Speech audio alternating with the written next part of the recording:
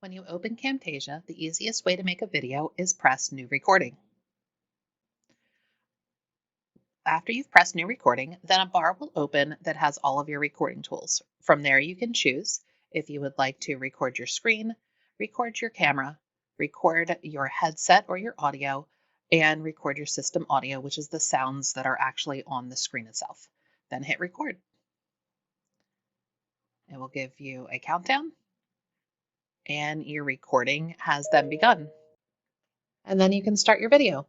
So here we have Snorkel. Snorkel is a new AI that we are piloting here until the end of the year. And all you need to do for Snorkel is go in and sign up. Now that I have the video created and I did have on all 4 elements, I now can make choices. I'm going to keep it at the recording size. I could look at wide, vertical, or square. I'm going to just keep it the way that I recorded it. I can then look at layout. Where would I like myself to be? Do I want myself to be in front of things? Do I want to be over on the side, down in the bottom, really in the front of everything? Go with over here in a little corner.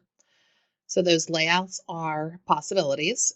And there will be different layouts that are also possible when you don't have yourself recorded as well. I can then take a look at my background. What background would I like? Go with just something light there. And then you can add effects if you would like. So far with the layout that I chose, it already has drop shadow, corner rounding, and the mask, which is there. I'm just going to leave those effects on. And then filters, if I wanted any filters to be added onto them. Really like a teal and orange, so I'm going to go that way. I could edit in Camtasia or just export it. I now have my video. I can press export and I will just make it an MP4.